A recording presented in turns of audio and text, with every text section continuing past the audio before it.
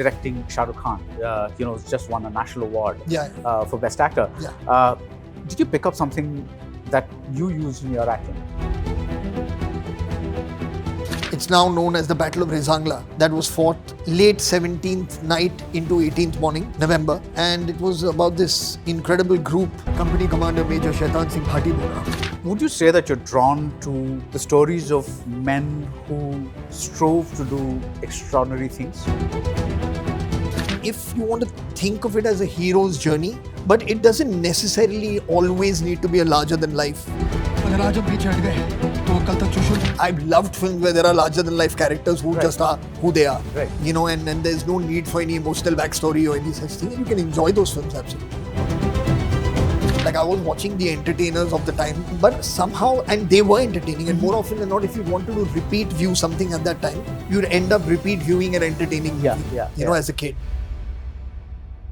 Right. Do you write backstories for your characters? Not every song can take the story forward. Right. But what a song can maybe do is give you an insight into a character a little bit more. Yeah.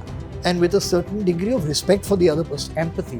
And empathy. Yeah. So I felt that it didn't come from that place. Just a fun question. Between you and Zoya, who do you think is a better filmmaker? I'll have to say Zoya. I would not want to go into a place where crudity becomes a part of Excel's language. Right. Demeaning of women. Yeah. Or sexualizing of women. Yeah. That's a place that I don't want this company to go. Darling Solar 20,500 முன்பணத்தில் இப்பொழுது solar மூலம் இலவச மின்சாரம். MCR Pure Cotton Club formals and casual shirts. No compromise. Unga sidelayum, enga sidelayum. It's a GT promise. GT Holidays, South India's #1 travel brand. Very happy to be talking to you, Farhan Akhtar. Thank you so much. So you have XOB's Bahadur coming out, and the first thing I noticed about the poster is that it doesn't have any face on it.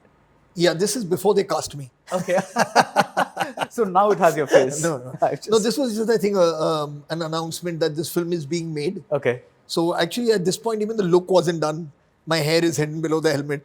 So it was a different time. So it was just an announcement. Okay, all right. I just thought it was a very modest poster, and you said, I don't want any faces on the poster or something like that. So when you take up, let's say, XOB's Bahadur, right? Do you say, this is a story that needs to be told? Is that the consideration first? Or is it, this is a part that I want to play? It's a bit of both. No? Because even if it's not a non-fictional film, when you hear a great script, it feels like a story that needs to be told. Right. In some kind of way. But there is an added excitement, an added challenge, an added responsibility, when it's about somebody who you're representing. So it does add to the fact that you take it a lot more seriously when you're making a decision, because it's not, it will affect, if not many other people, at least the one family who trusted you to do it. Right. So there is that. But I'm just grateful that it came. So you're playing Major Shaitan Singh? Major Shaitan Singh Bhati. And this is a story set in the backdrop So of it's set in the 1962 Indo-China War. And it's famously been, it's now known as the Battle of Rezangla. That was fought from late 17th night into 18th morning, November.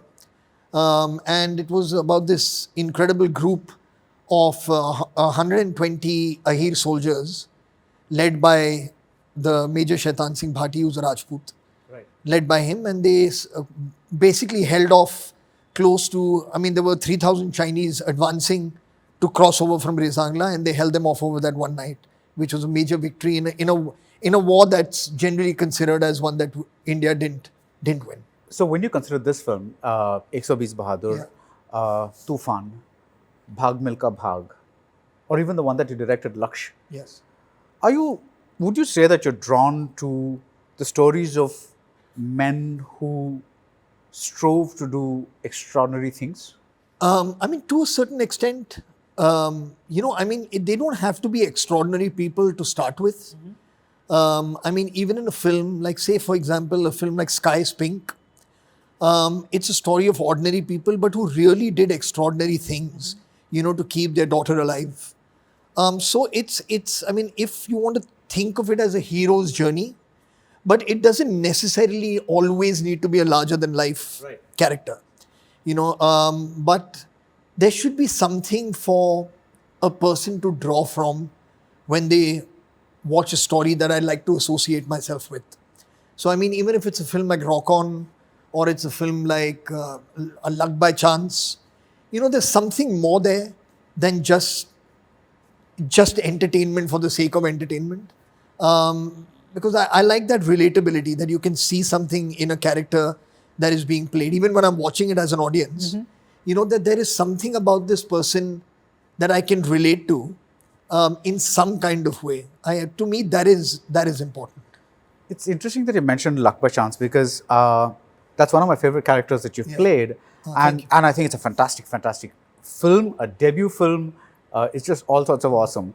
But that's also one of the most naked depictions of ambition that we've come across. Because usually arcs are like, you start off like maybe bad and then discover the good or something like that. Yeah. And here it's not, I'm not saying the guy's evil or something, but he starts off like a regular guy, but then he discovers that he's willing to shed a lot of what makes him a good person to get where he wants to be.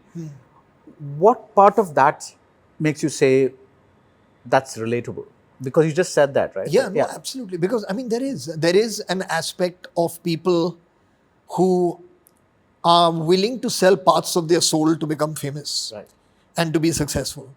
And it's a nice mirror, another film. I mean, it's when you watch somebody else go through it, you're like, man, that's not nice. He shouldn't have behaved that way. Because you're right, it's not evil. Yeah. It's actually sacrificing certain aspects of your character, in lieu of something that's materialistic. Right. In lieu of something that's bigger than integrity. Yeah. So when you see somebody else do it, it can maybe serve as a reminder of maybe something that you're struggling with in your life. Yeah. Should I not? Yeah. And it holds a mirror up, So for me, that aspect, even so, it's not about playing the good guy. Yeah. Because at the end of the day, Vikram is also a victim of circumstance. Success matters tremendously to him. And we see how people around him also change when he's successful. I mean, his aunt, who he's a burden, when he's living with her, the minute he has this one successful kind of film happening, her entire demeanor has changed towards him, So it's easy to get lost in that world, and he succumbs. He lets go of his integrity. Yeah, and I really think that, I know that there's no such thing that only one such person can make one such film, but I just felt that watching that, only somebody from the inside could have made such a film. I don't know, I'm just like, it just felt to me that there was so much truth in that, about the industry, or even something about that naked ambition, success, so on. I think possibly anybody could make a film about somebody struggling to make it in the film industry. We've seen films, people are struggling to make it in the corporate world. They're made by filmmakers who've never been in that world. But I would imagine that in the films that we have made about a world that we are not very familiar with, we must be lacking a certain nuance that exists that somebody who's living there knows. Okay. So I think Zoya was able to bring that nuance to it. Right. That she somehow managed to make every character grey. Right. Like everybody had something that they had let go of to get something else. Yeah. And in lieu of that, they were being used by someone else. So it was a really, that script was really was an amazing script. Amazing script. Yeah. Now, the other thing that connects some of your characters to me is, like, if you look at Karthik, there's a schizophrenic element to it, multiple personality disorder. I don't think it's a spoiler anymore. So I would hope not. I would hope not. And then there's Sky's Pink, like you mentioned. There's this daughter stuff happening. There's Zindagi Na Milegi Dobara, where you have a father relationship issue, abandonment issue. There's there's a bunch of stuff. Do you think you're also drawn to characters that have certain psychological or where you have to explore a certain kind of psyche? I mean, it's always nice to have something that you can emotionally cling on to. Okay. To make you in the film. That always does help. Otherwise, you could end up being a little unidimensional. Okay. You know, and it's fine. I mean, I've loved films where there are larger than life characters who just are who they are. Right. You know, and there's no need for any emotional backstory or any such thing. And you can enjoy those films, absolutely. I've directed films like that. Like, to me, Dawn is one such film. Yeah. You know, I mean, it's a film about a character, you don't know where he came from, but you just love the guy. Yeah. You know, and you can create your own backstory to him when you're watching the film. Right. So that's enjoyable as well. But when I'm, I don't know, maybe it's when I'm looking for something to perform in, I somehow need that, you know. And I think that comes from watching films that and loving the films that I've loved growing up. Okay. You know, to me, drama was a huge part of my consumption when I was growing up. I mean, of course, everyone enjoys a comedy, you enjoy the musical. But for me, when I was growing up, like a drama meant like a proper film. The rest was entertainment, if you know what I'm saying. Yeah. You know, so, and whenever you watched a good drama, the characters were always written very layered. So that somehow has stayed with me. So that excites me when I have to do it. So in theory, let's assume, because your character is in a way the comedy track of the film, Zindagi Na Milegi Dobara. Sure. Like you know, because you're kind of doing these white tracks all the time. Yeah. But that's the, you know, this is also a facade. It is, absolutely. Because it's like he's hiding. Yeah, you know, yeah. the people with the most pain sometimes make the best. Yeah, you know, they absolutely. want to say that they're the opposite. What if the character had, just hypothetically, remained just a comic relief? Would you have played the character? I don't think Zoe and Rima would have written that. No, that's what I'm saying, hypothetically, yeah. I mean, if the scenes were great and if, you know what, maybe yes. Maybe yes, of course. But I mean, it did help that, I mean, the whole being irreverent and being like he doesn't give a damn about anything came from a place of serious hurt and serious pain. Yeah. That added a lot of value to the character of Imran. Can you just mention some of the dramas that you said that you liked while growing up? Oh, there are many, actually. I mean, I think one that's probably on the top 3 of everybody's list is The Godfather. Okay. You know, that always sits up there. Yeah. 12 Angry Men. Yeah. I mean, like each character in that, you know what I mean? They've got like few moments. There's one moment that belongs to each character. Yeah. But within that moment, you get a great sense of who they are and where they're from and why they are the way they are. There was that. I mean, the list can go on and on. But you know, I was just suddenly remembered. I just remembered a movie, Kramer versus Kramer. Oh yeah, of course. Yes. Because I saw that when I was a kid. When you know, when I don't think I was supposed to be watching that. In the sense that I don't think I had the faculties to understand that completely. Right. But I think that's when something must have clicked in me that I like certain films that other kids my age were not liking. Right. Because I was watching this movie where I was not fully getting it, but something was like keeping me hooked. And I think this is a drama. Yeah, it is. And I mean, see, that's the thing. I mean, as kids, you watch everything. Yeah. Like I was watching the entertainers of the time. But somehow, and they were entertaining. And more often than not, if you wanted to repeat view something at that time, you'd end up repeat viewing an entertaining movie, you know, as a kid. But what meant serious filmmaking was the drama. Yeah. Like, strangely enough. Yeah. But what explains your inexplicable love for Kranti to other people? It was a very entertaining film. You know, I mean, it was like period. It was epic. It was probably, I mean, it was made at a scale which was unheard of at that time, for its time. So just to watch, I mean, after seeing the you know, like the Ben-Hurs and those movies of the world, to have something of this scale in costume drama happening in Hindi was a very exciting thing. And I mean, there were enjoyable scenes, enjoyable moments. I guess you know, it's also because we sometimes tend to stereotype people, right? As to like, oh, Farhan makes these kinds of movies, so these are the kind of movies that he's watched. And actually, if you think about it, I mean, the core story of that film is a very, very strong emotional. It has a great emotional core. The story which kept you hooked and it kept you going. Yeah. So I'm going to tell you one of my all-time favorite romantic scenes in Hindi cinema, and it's in Laksh. It's a scene where Hrithik is lying on Preeti's lap. It's basically he's saying, why does a girl like you love a guy like me? And she says a bunch of things, but after that she ends up by saying, kyunki tum achhe insaan ho.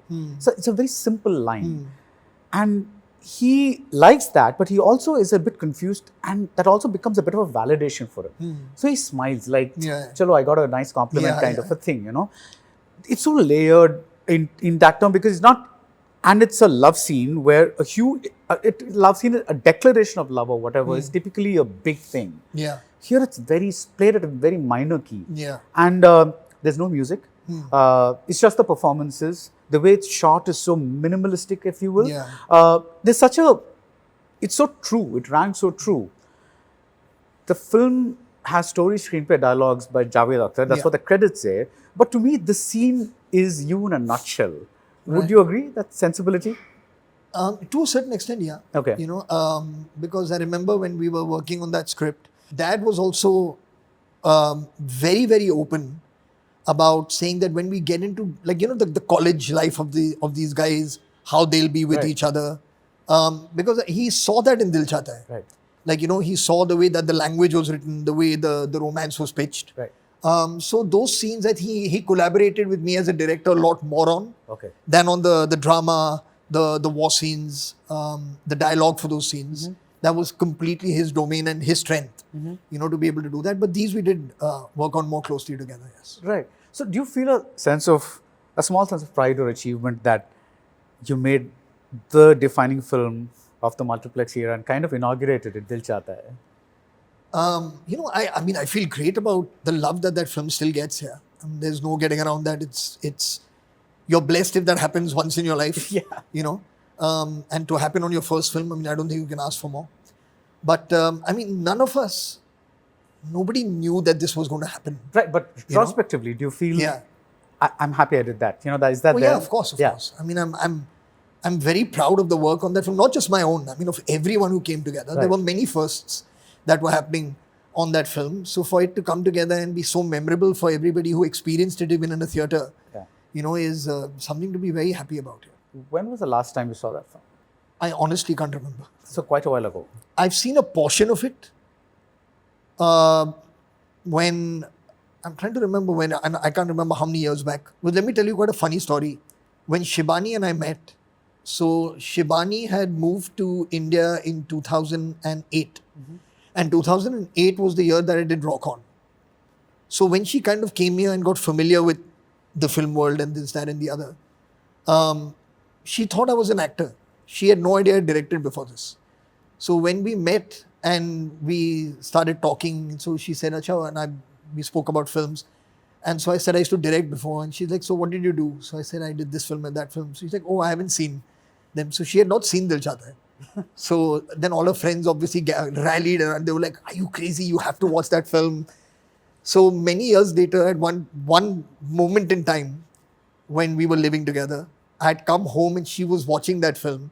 And it was kind of in the second half heading towards the end of the film. And I watched that bit with her. It was, I'm trying to remember where I picked it up from. It was somewhere in Australia when Preeti and Amir are together. And that I watched, but I haven't seen the whole film now. How did you feel? You know, weirdly enough, it felt like it was such a long time ago. And on another, it felt like it was just yesterday.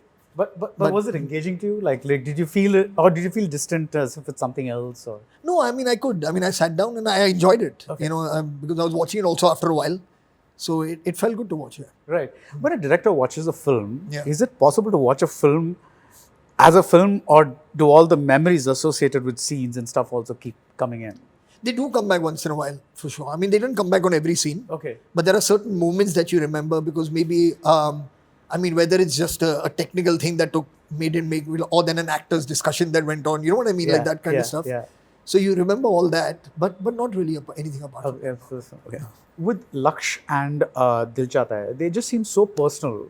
Can you briefly say where the germ of both the ideas came about? I heard that Dil Chahta Hai was initially just a story of a love story. Yeah, that's true. No, actually, it was a combination of two things. So, what I was doing was I was writing, for the lack of another way to put it, a memoir Okay. of travels to Goa with friends. Okay. Just as Like a book. No, as a writing exercise. Okay. As a writing exercise, I was working on just putting thoughts down, memories down of time spent with friends in Goa. And I thought I'd like kind of create a little, I don't know, maybe 50 pages or 60 pages of something and hand it out to all my friends. They could then keep it, and maybe who knows how many years from then, when they'd read it, they'd have a laugh.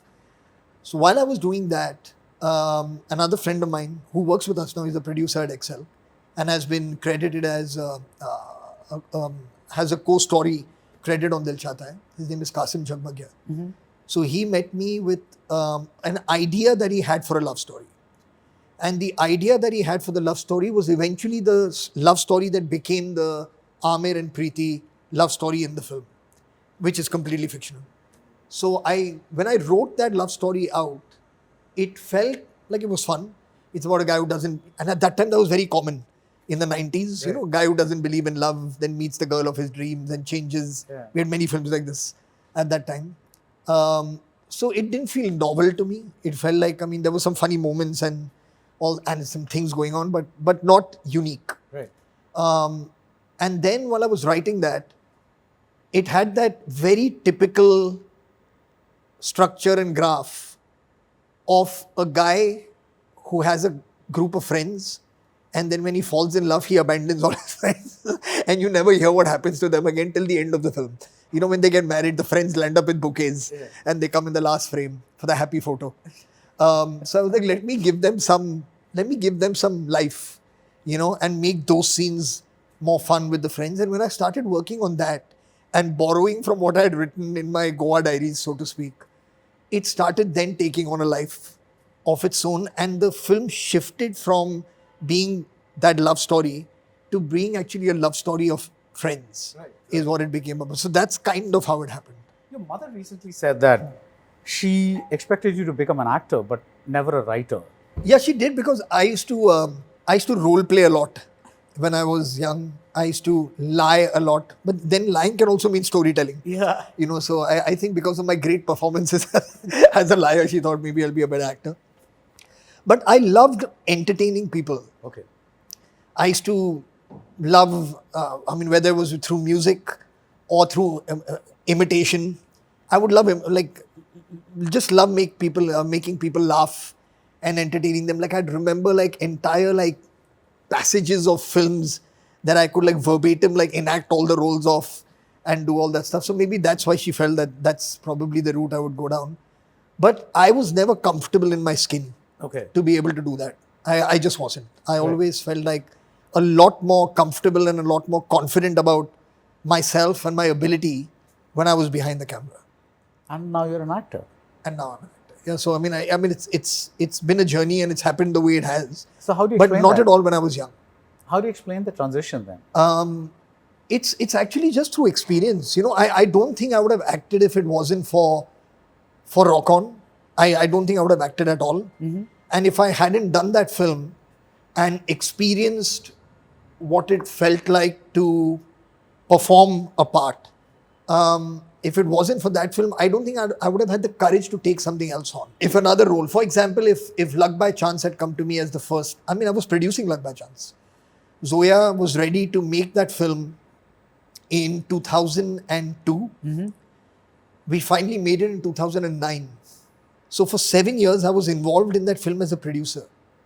So it took me to do Rock On and feel like, actually this is something I can do. Right. To then tell Zoya, I love that script. We've lived with it for 7 years trying to get someone to do it. I'll do it. But I never felt comfortable saying yes to it because I didn't think I could do justice to that part. Right. I didn't think I was a good enough actor to do it. But somehow Rock On gave me a sense of confidence that, it's possible for you to do it. But Rock On gave you the sense of confidence, but what gave you the sense, what made you take Rock On? For somebody not comfortable doing Two things. Actually, three things. Okay. One, I absolutely loved the story. Okay. Absolutely loved it. Second, the fact that it was about rock music. Okay. And that it was set in Mumbai. Right. That I'm also from a city guy. Yeah. It made me very comfortable because that is a milieu that I was very comfortable with. I was like, I don't have to behave like something that I'm not and pretend to be a character from somewhere else that I won't be able to do. So that was the second thing that made me feel a bit comfortable. And then the third and the most important one actually was the belief that Abhishek had that it had to be me. Right. So he was just hell-bent and adamant. He's like, you just have to do it. And I've known him for years. Yeah. Before that, so it wasn't somebody that I just bumped into. Right. And he was convinced, and so I went with his belief on it. Had a great time making that film, and that just opened like a door. Right. You know, in my And mind. when you entered that set, there were no inhibitions. There were a few. But again, I think because of what the film was about, I wasn't struggling with can I be this guy? Because I was already that guy. Right. You know, Right. so it wasn't so far removed from my Reality of it. yeah. You know, you just spoke about rock music, and I just had a flash of Amir sitting alone in his room with Sting Yeah. playing Dil Chahta Hai. I Yeah, forget but- the song, but I just distinctly remember Sting. You That's know, right, that's right. You said that was your reality, so it kind of came a little bit easily to you. It did. What about Ek So Bees Bahadur? It's somebody else's reality. It's Yeah. also a different kind of milieu. Yeah. How does that kind of No, so honestly, like through the years now, like I've learned with experience of how to be able to maneuver myself, to be able to like understand and bring to life a person who's from a completely different world Okay. than I am. And I think the first step towards that was Bhag Milka Bhag. Okay. To me, was the first step towards that, because I mean that was so far removed from my reality. You know, I mean, a village boy, a child of partition, not educated, a very different understanding of life, different life experience completely, also set in a different era in terms of time. So to me, that was the first really, really challenging role that I did take on. And what you do realize is, if the writing is good, that helps tremendously, because Right. I mean that gives you the fuel, the fodder, the ammunition, whatever you want to call it, that you need to be able to perform. right? So you end up realizing whenever it's films that are going to be challenging in terms of what they ask of you, you have to be very sure about your faith and trust in the director and the writer. Right. So what about Laksh? What was the germ of that? That was purely from Dad. Okay. He had been to Kargil a year after Operation Vijay had ended. And he was invited there to lay a wreath Right. on the Soldiers' Memorial. And when he was there, he met a senior officer who told him that, it's such a thing that the army is being praised everywhere, rightfully so, for what they managed to accomplish at these heights. Fighting while enemies up in the heights, you're always at a disadvantage, but still managing to recapture positions that were considered almost impossible to do. And he's like, so this is happening on one end, and on the other side of it, every year, the educated Indian chooses more often than not to not really encourage their kids to go into the army anymore. Their priorities of success lie elsewhere. Right. So the numbers were dwindling of the educated class that were enlisting into armies, into the armed forces. So my dad stayed with him, and he told him, I'm going to try and write a film that can inspire young people to join the army. And that's how really his journey began, with that script. And then when he narrated the script to me, he said, I'm working on this idea. What do you think? And I just immediately connected with what he was trying to say, what he was trying to do. And and that's how it happened. I associate with your films is that, before a character was defined by maybe their clothes, some bit of like some facial something, whatever it is. But with Dil Chahta Hai, something very new began. I'm not going to say that it never happened earlier, but Right. something very consistent, which is the hairstyling. Because every character came with a very distinct hairstyle that kind of made me say, this is part of who they are. Yeah. How did that happen, Farhan? I mean, the thing was to just try and break away from the, how do I say this properly? Break away from the star being on screen to an actor being on screen. Okay. I think that's what it was. Okay. The fact that, I mean, and we grew up in a time where we witnessed that. I mean, all actors and actresses, I mean, actresses not so much. They still had a lot more flexibility of what they could do with their hair. But the actors always just had the same hairstyle in every film. Yeah. You know, I mean, at the most, if they were playing a village bumpkin or something, one shendi they would add, and that would be it. You know, I mean, you've seen many films like this. You know, but otherwise it was that one haircut, which was defined as, for example, Mr. Bachchan's look, or Dharamji's look, or the Rajesh Khanna haircut, you know, or Devanand's haircut, the puff, you know, and that kind of stuff. So it just came to be known as that. And even actors leading up to into the 80s and the 90s, everybody had this one hairstyle that defined them. And that was a part of the iconography of them being a star, was that look. So if somebody went to a barber in Indore, you know, they would see Amir Khan wala haircut de do, and they would get that haircut. So we wanted to break away from that, you know, so that when people go there, it feels like I'm watching a new guy. I'm not watching Amir play this chap, I'm watching Akash, you know. So that's really kind of where it came from. And I mean, see, Amir was actually very, very easy to work with. I think he'd also come off the back of working with Deepa on Earth. And then in Lagan, he had changed his hair. So he had like kind of moved a little bit ahead when it came to that. It took a little while longer with Saif and with Akshay to be able to do it. But I think once they did it, you know, and they've kind of saw how people were feeling about it. And I'm assuming how other actors must have perceived that to be for them. I think then it kind of just like crept into what was the norm. You know, that's what you do now. Right. But this was a discussion that happened while you guys were talking about the costuming and the styling and all that. Oh yeah, completely. Okay. At a very, very early stage. And so when did it strike you that listen, all these guys have the same hairstyle? When did that thing happen? When I met them only. It was pretty much from the time that we met. We're going to design a look for you. Okay. You know, and we'd like you to look a certain way. Right.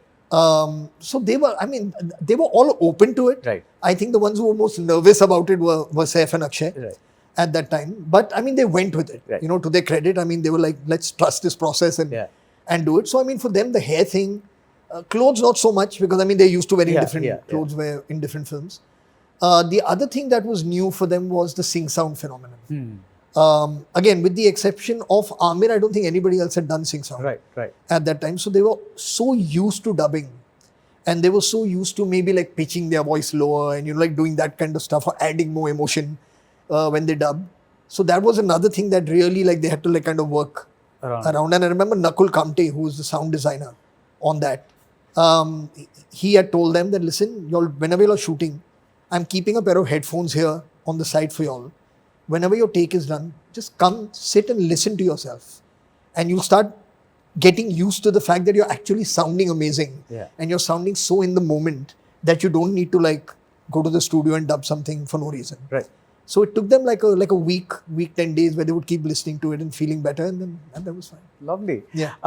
You know, I have a couple of questions about your writing. I'm going to mention two scenes from Dil Chahta Hai. One is Akshay's mother. Yeah. Suhasini Mulay plays the character. Yeah. And she's a fascinating mother figure because there's no mention of a father. She's working. She's a working woman. She gets impatient and looks at a watch when Akshay delays her. So she's clearly got, you know, she's kind of, there's something there. And but she's also there for her son when there's an emotional moment or whatever it is. And she's one of the most memorable characters in that film, even though she doesn't have the biggest role. And it made me think, okay, what is her life like? What would have made her come like this? Where is the husband, or what happened? Did she, you know, have an affair and have this guy or whatever? Right. Do you write backstories for your characters? Yeah, I mean, we did write a backstory, and actually, I mean, maybe that little detail is lost on the set, but there is a picture of a dead father somewhere in the background. Oh, or maybe just slipped my mind. Yeah. I mean, we had one there. So the whole thing was, I mean, more so for the reason, I mean, of course, she's a working woman.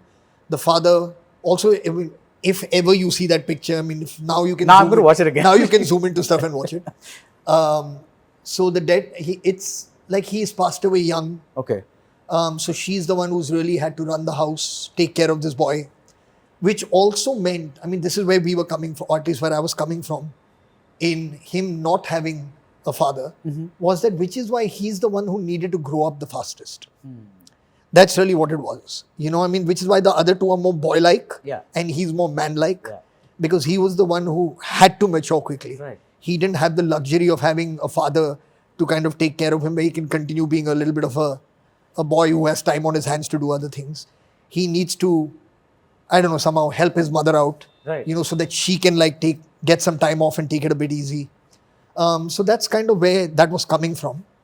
But yeah, I mean, I wanted the women in the film all to be, like, I wanted them to be strong. Yeah. You know, that was important to me. So, I mean, that played out in, I mean, Sonali Kulkarni's character as well. Even in the character of Dimple's character, you know, in Preeti's character. You know, there's something weird that occurred to me, and it's somewhat edible, but it's also in growing up, Akshay, he becomes, like, he falls for a mother. Yeah. That makes him grow up that much faster as a father. I don't know, let's not go there. Anyway, so the other thing I wanted to ask you is the Dimple character. You know, there's this fantastic scene where, and it's also, I'd never seen a scene like that before, which is where she psychoanalyzes Akshay by looking at his painting. Right, kaske banda hai. Remember that line, you know, like, so he's like tied everything up inside himself, not letting anything go. When you write a scene like that, and it involves things like psychoanalysis and slightly abstract art and things like that, does one part of your mind wonder, will the audience get this? Like, I remember very clearly when that scene, like when I narrate that, I mean, I think you understand that it's going to work when you're narrating it to people who are listening in, and you can see their reaction because they have, like, there's a, I don't know, there's a stillness that comes into your mind and in your body when you're listening to somebody being analyzed like this.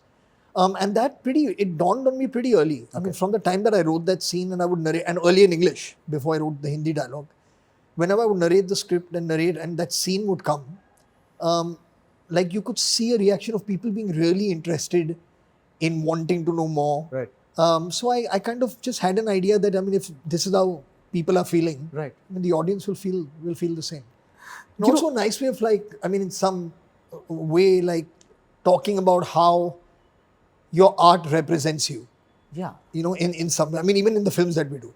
So I mean, that's why I asked you about that scene in Lakshya, because it's like there's a certain understatedness in that scene. That's right. And we're used to seeing romantic scenes are usually blown up, and I mean this not necessarily in a bad way. Sure. It's just, you know, because that's a high moment.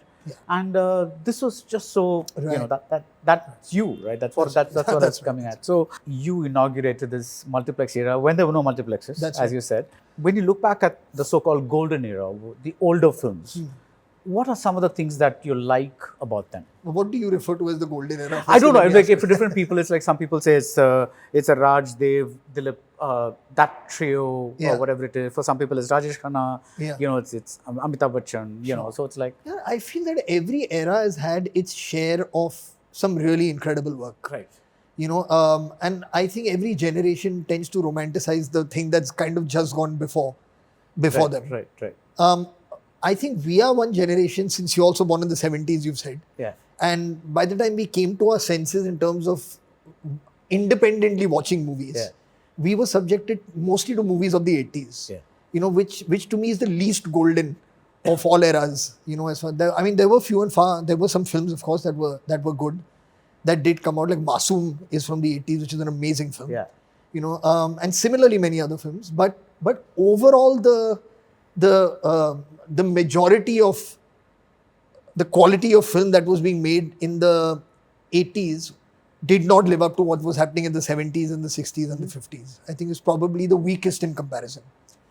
So for me, when I think of looking back at film, a lot of this comes from the influences that have come to me from my parents.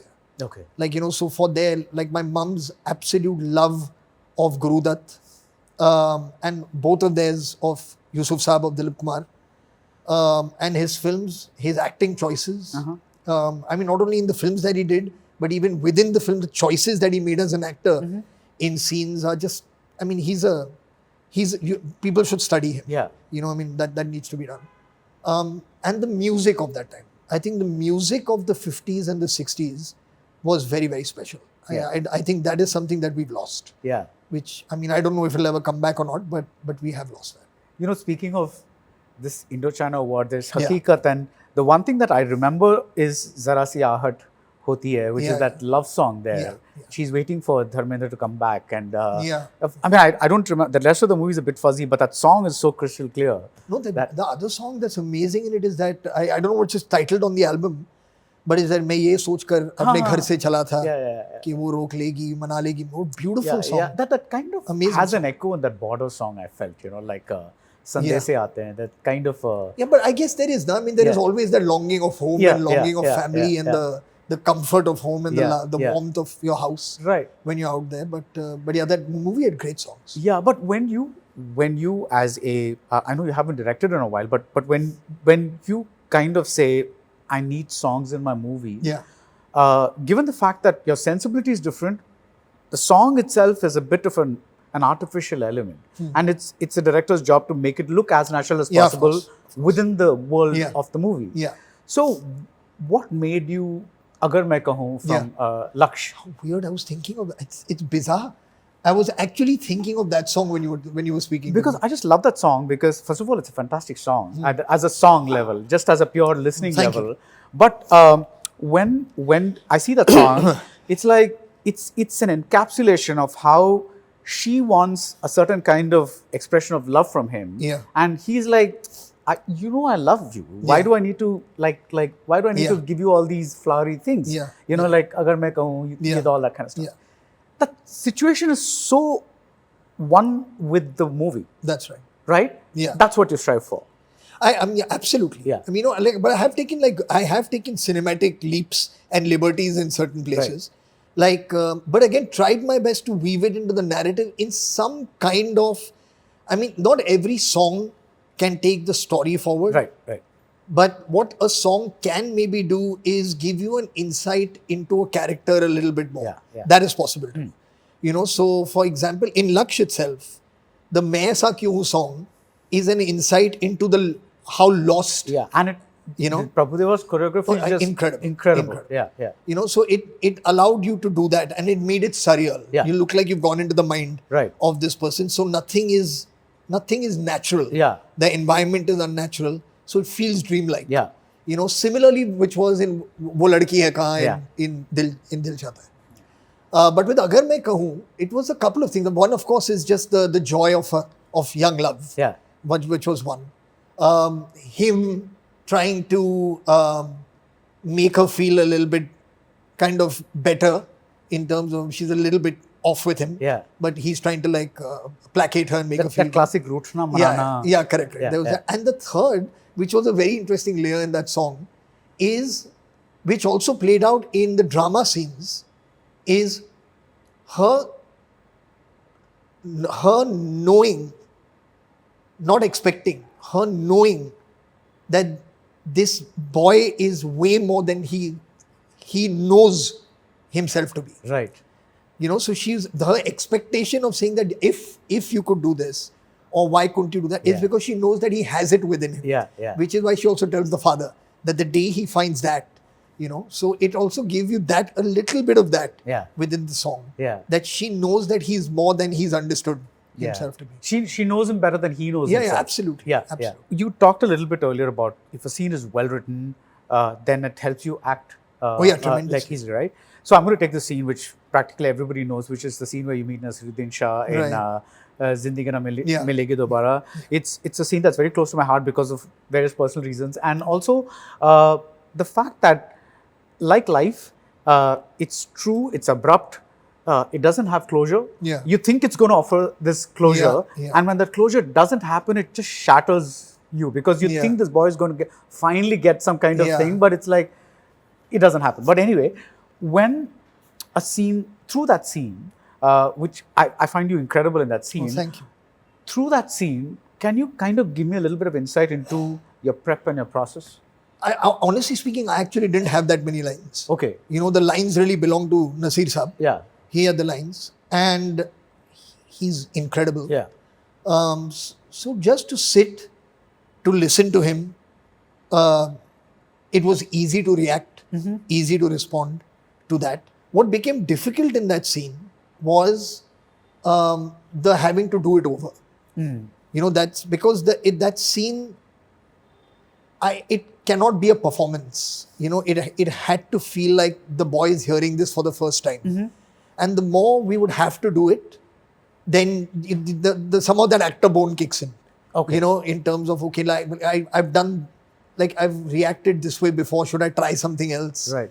And then performance comes into it. But the first couple of times, it feels more natural because he's also speaking this to you for the first time. We didn't rehearse at all. Right. I mean, the only thing we rehearsed was he's going to sit there, I'm going to sit here for lighting. Yeah. What that'll be The like, blocking because there's no then. movement. Yeah, We're just sitting. So there was that. But, so yeah, it was responding to him, reacting to him. And in some way, I don't know, somehow emotionally being transported back to, I guess, my childhood, my questions that I had for my father, you know, when I was younger, not knowing what had happened and why him and my mum were not together. So I think it tapped into that somewhere, which somehow came out in that scene, but again, not in a conscious way. But I mean, I remember feeling very emotional when that scene was being shot, and not having to pretend to be emotional at all. There was no need to, like, I should cry, or it just all came very, very naturally, and what you saw is what we got. Because the thing is, I distinctly remember being very impressed by the fact that there was a lot of shots that were really up close. Yeah. And you were just being so naked and true. Like, I was just like, he's holding it. Right. I guess that also Thank you. comes from the fact that at that time, the fact that you were an actor hadn't yet registered fully. Right, You know, right. so it's like the Yeah, fact of that you're course. doing that. Right, sure. Now, if I saw that, I'd probably like, oh, he's been acting for a long time kind of a thing. That's why I take these long breaks, you see, between films. But you know what I'm saying, right? It's Yeah, like yeah, of course. And then you see a performance like that. I mean, it's not that Rock On You is... know, also, I mean, but in all fairness, also it works so amazingly well in that film is because of the kind of guy that he is before leading up to it. Yeah, the contrast. Yeah, that makes a huge difference. Yeah. So it hits you a little bit harder in the gut. You know, as opposed to a guy who's been struggling with this through the film. Yeah. You wouldn't have felt it so much. Right. Now, when this same Nasiruddin Shah that you've acted with later offers this criticism that he's not a big fan of your films or your acting, you know, there are two types of criticism. One that comes through Twitter or something like that. I'm not saying that's invalid, but that comes from somebody who is maybe Aam Janta, like general public, and they probably don't know the craft or this or that, but they're just giving their gut reaction to this person is acting well, this person is not acting well. But when criticism comes from somebody who is associated with the art and is known for their excellence in that particular art form, how do you react to that? Well, I mean, I'm being very honest with you, it didn't feel good when I read it. But then you have to just take it in your stride. I mean, it's his opinion. Sure. You know, and I mean, to me, in those moments, what's important is I can sit and really maybe focus on bringing myself down or second guessing myself and my choices in what I do. Or then just live with the fact that, okay, this is how one person who I respect and who I admire as an actor feels, and just focus on people who are appreciating what I'm doing. Right. You know, and I mean, some degree of, like you're saying, when it comes from somebody who you respect, I mean, of course, but then there are people who you respect who also praise you. Right. You know, so you have to take all of it in your stride in some kind of way. Right. But where I was curious is, did one part of you want to ask him and say, okay, so tell me where I'm going wrong? No, I didn't actually. No, okay. I'll tell you why. I like not in a defensive way. No, not defensive. But like in a, I'll tell you. I'll tell you why. The thing is that if now I think of myself, I've been now doing films for 25 years. Right. There are certain actors, directors, writers that I've known who have debuted maybe 10 years after me and 15 years after me. If there is something in their work that I feel, just from my observation, that, you know, this could be better, or that I have this piece of advice from my experience to give them, genuinely, I would pick up the phone and call them. Or I would say, I'd like to meet you. and sit down and have a conversation with a person who I care about in a sensitive way, because you're going into somebody's creative process Right. and giving them constructive feedback from your point of view.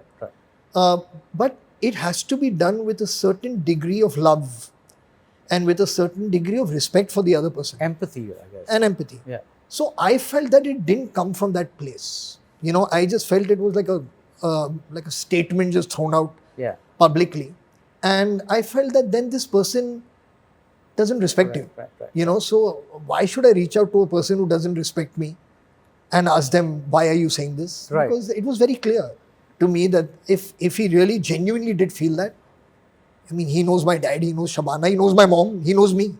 You know, we worked together on Zindagi Na Milegi Dobara as well. So it would have been the easiest thing for him to say, I'd like to speak to you, why don't you come over? I would have happily gone. I would have learned something from him, but it didn't happen that way. And I was just like, that's what it is. Right. You know, congratulations, by the way, because I just realized that it's a quarter century.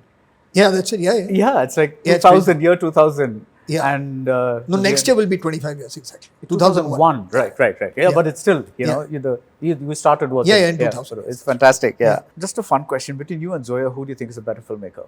I'll have to say Zoya.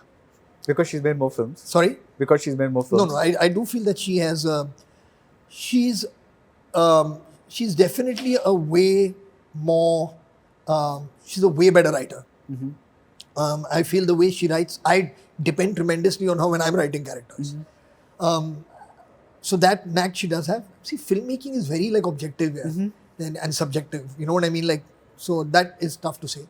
I love her movies. I can only hope that she loves mine. But I love all her movies. So I'll obviously say she's a better film. When you see, is there anything in common that you see between your films and when you see your dad's writing or his films? Is there some thread that you see, oh right, this is something that my dad would have done? No, I'm not conscious of Not it. conscious No, of it? not at all. Okay. Dawn 2, your last directorial Yes. venture, was in 2011. 11, that's right. Is there nothing that you found, Farhan, after that made you say, I want to direct like material? No, it's not that. I somehow, like I said, when Rock On happened, post that, like with a Luck by Chance, then going into a Kartik calling Kartik, into Zindagi Na Milegi Dobara, into a Bhag Milka Bhag, you know, then into a Wazir, into a Sky is Pink. Like there was just this flow of work Right. that happened, which felt really exciting to me. It felt like I was getting to do something new, do something different. And I was enjoying it, you know. So I was like, why should I not do something that I'm really enjoying doing in lieu of finding something to do?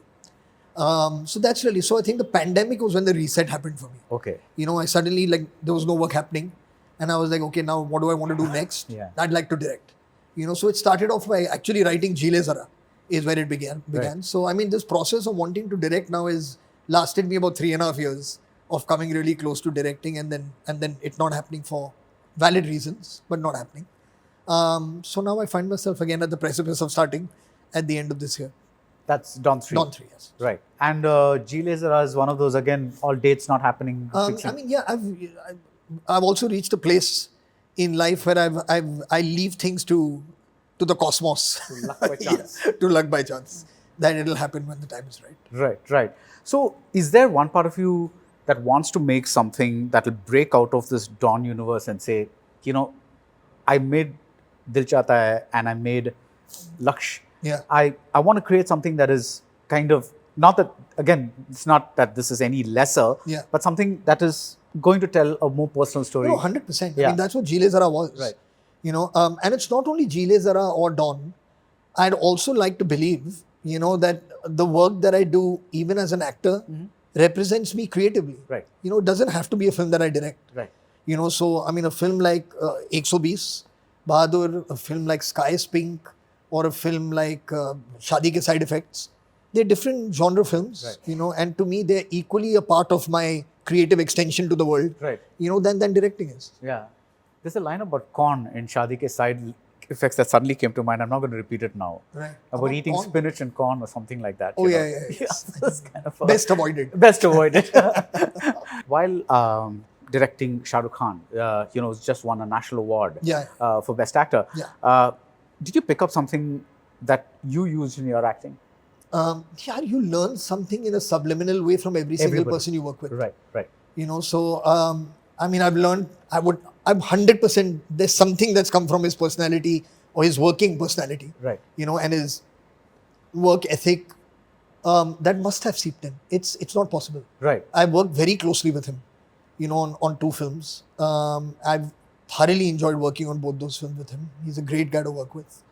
And I mean, I guess, yeah, I mean, just his love of movies. I mean, not that one doesn't have that. Right. But when you work with people who have that infectious love for things that they do, I mean, that keeps you going and it like kind of inspires you as well. Is there a scene where, like, can you name what he did in a particular scene that completely took you aback? I'm sure there are many such scenes, but something that... Like for me, it was really interesting. I remember the first Dawn. There's that moment in the beginning, which was also in the original 78 Dawn, when he says, "Mujhe uske joote achhe nahi lage," right? And that had only come once in that film, where he kills Ramesh or somebody. He kills him and he said, "I didn't like his shoes." And that scene went. But in this film, when Priyanka and Shahrukh or Roma and Dawn go to meet Deepu in school, and he has no idea what Deepu looks like actually, right? So he's just standing there looking around, and Deepu recognizes him because he looks like Vijay Chacha. Right. And he says, "Arey, Vijay Chacha," and he comes running to him and he's pretending that he's seeing him after so long. So in that, he was just like, you look like a gentleman. You know, that was the kind of dialogue that there was. And he ad-libbed in that, which was really interesting because he said, "Arey, you know, you're looking like a proper gentleman now." And then he said, like, "New uniform," and he looks down and he says, "New shoes." So the new shoes, it was such an interesting thing for him to bring back as a character that he notices people's shoes, Yeah. you know, which wasn't in the script. So to me, that kind of stuff. That's also involvement. Yeah, of course. Yeah, So I mean, yeah. that's like him making his kind of character and building it and picking on those certain things. So it was a nice learning, you Yeah, know what I mean, that yeah. you can find these little things Yeah. that you're doing as a character and add them in. So in Excel Entertainment, your company, Yeah. you know, there's this ecosystem. There's Rima, there's Zoya, there's you, there's probably like your dad also. Now there's a certain kind of sensibility, right? All of you share because there's like we talked earlier.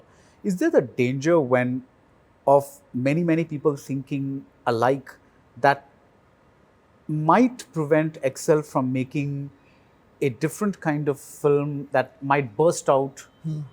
You know, so I don't think anybody can predict what's going to burst out. It's tough to predict. And the other thing that you can only do is you can do genuinely what you're good at. Right. And what you're comfortable doing. The minute you're not comfortable making something, that's going to show. Because you'll be doing a very non-organic, borrowed version of somebody else's Right. formula. Right. Is what's going to happen. Right. So I think being true to yourself firstly is the first serious calling of any artist. As producers, we work with different directors, you know, whose calling is different in terms of different kind of movies. Their sensibilities are different, and that we don't get in the way of. Right. You know, I mean, for whatever it's worth, I mean, I love the franchise, I love the films, but I could never make those movies like Fukre. Right. I could not make those films. Yeah. You know. Yeah. But I love those films Right. when they're made. I get that. I guess that answers my question because I was kind of wondering if you know, if when is there, like, do you need to collaborate with people who don't think like you?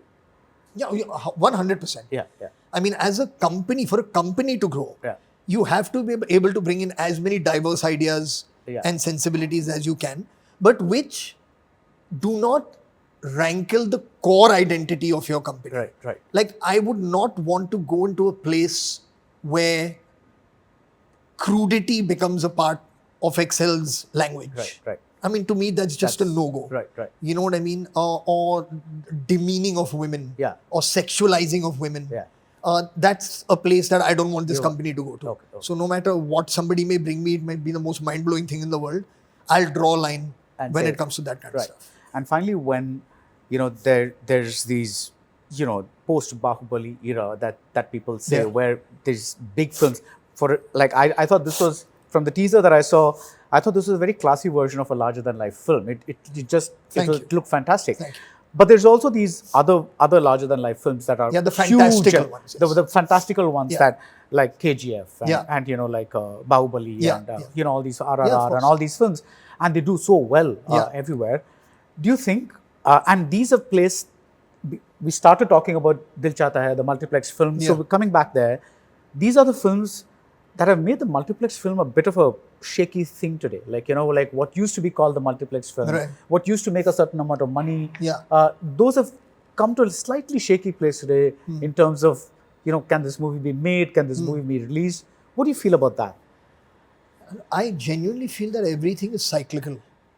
I feel what is working today in a couple of years will feel like, oh my God, you know, like let's move on to something. I feel we are already beginning to see the first stage of a change. Okay. I would imagine. It's been a really long time since we've had like a resounding love story success. And I feel that will change the language again. It will now interest people in wanting to do romance. Yeah, I mean it's done incredibly well, and it's a wonderful thing. I'm really happy for Mohit. I'm really happy for Aneet and for Ahan and for Adi. You know, and again, it's going to let people know, because 5 years ago there would be conversations, I'm sure, that, you know, where people love stories don't work anymore. Yeah. You know, and now suddenly it'll be like, my God, everybody, let's make a love story. So things are cyclical, you know, and there will come a time where people will tire of right now what we have as the strongman syndrome that's kind of going on. You know, there will come a time where people will want to move on to it and again get into something that maybe is a little bit tender, a little softer, you know, or I don't know, maybe like dramas will come back in a different kind of way. But the audience wants to be refreshed once in a while, time and again. You know, I mean, there's like, I was reading something like any film which is again formulaic in its nature. Right. I mean, eventually like the laws of diminishing utility start applying to it, and that happens with film as well. Right. So all the best for Ek thank you Bahadur, so much. and Thank you. Like looking forward to Dawn 3. Thank you. And hopefully Jile Zara Yes, thank you. reaches its destination. Yes, I'm sure it will someday. Thank you. Yeah, thanks so much. Thanks. Darling solar 20,500 முன்பணத்தில் இப்பொழுது solar மூலம் இலவச மின்சாரம். MCR Pure Cotton Club, formals and casual shirts. No compromise. உங்க சைடுலயும் எங்க சைடுலயும். It's a GT promise. GT Holidays, South India's #1 travel brand.